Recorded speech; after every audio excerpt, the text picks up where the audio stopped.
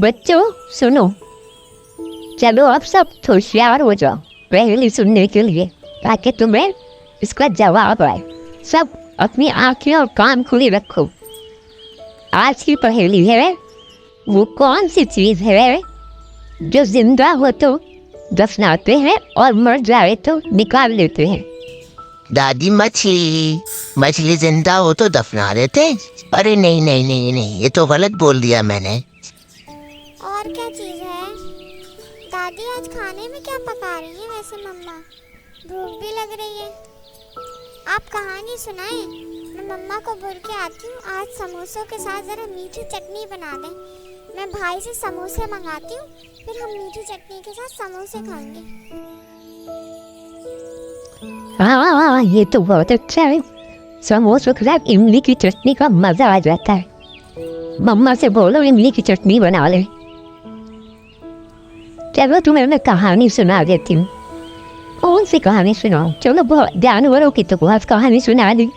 आज तुम्हें मैं दो दोस्तों की कहानी सुनाती हूँ।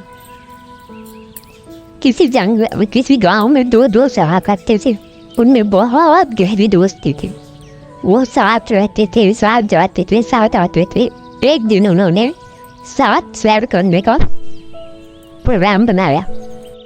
अब दोनों जंगल की तरफ निकल गए कि हम जंगल में जानवरों को देखकर आएंगे। दोनों में बहुत दोस्ती थी।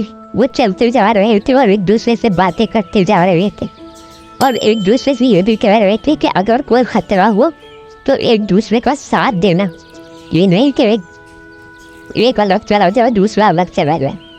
फिर दोनों चलते चले जा रहे थे। रास्ते में इन्हें अपनी तरफ एक बिल्ली जाता हुआ नजर आया। अब तो दोनों घबरा गए। एक को तो दरख्तों पर चढ़ना आता था, लेकिन दूसरे को नहीं आता था। जब बिल्ली को अपनी तरफ आता देखा तो दोनों घबरा गए और उन्हें अपनी जान का खतरा हो गया। जिसको दरख्त पे चढ़ना आता था वो जल्दी से दरख्त पे चढ़ गया।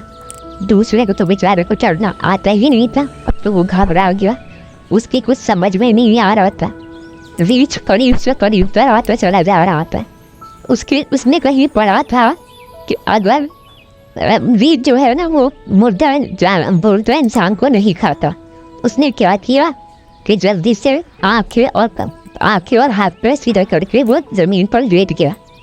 रीछ जब उसके करीब आया उसने उसको सूंघा। उसने कहा ये तो बेचारा मर गया।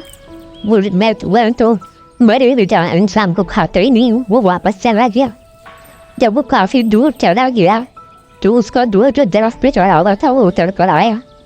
उसने पूछा ये रीछ इतना खतरनाक तुम्हें छोड़कर कैसे चला गया? उसने कहा मैं तुम्हें नहीं बताऊंगा। उसने कहा तुम बताओ तो सही, वो तुम्हें सूंघ कर कैसे चला गया? तो उसने कहा मैंने कहीं पढ़ा था कि रीछ जो है ना जिंदा इंसान को खाता है और मुर्दा को नहीं खाता। तो मेरे दिमाग में वो तरकीब आ गई और मैं ज़मीन पर मुर्दा बन के लेट गया। रीछ ने जब मुझे देखा कि मैं मुर्दा हूँ वापस चला गया। और उससे वो ये भी कह रहा था कि जो दोस्त तुम्हारे काम ना आए उसको छोड़ देना चाहिए।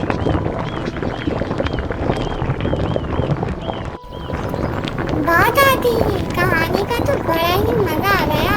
कितनी मजेदार आपने रीछ की और बंदे की कहानी सुनाई।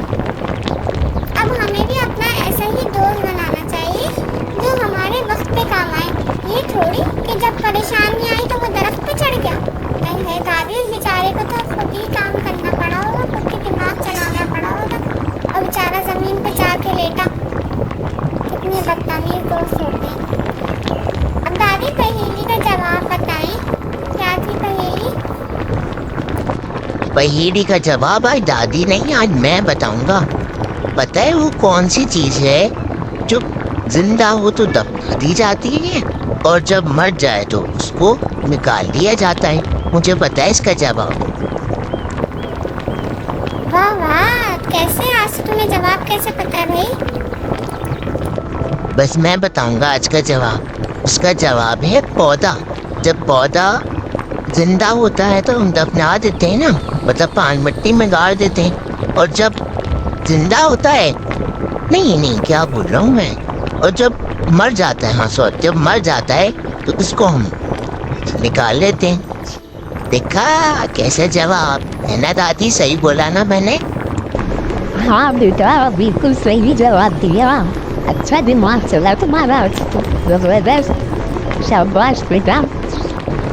बहू, अब जल्दी से मीठी चटनी ले आओ इमली की। मैंने गरम गरम समोसे मंगा लिए बेटे से।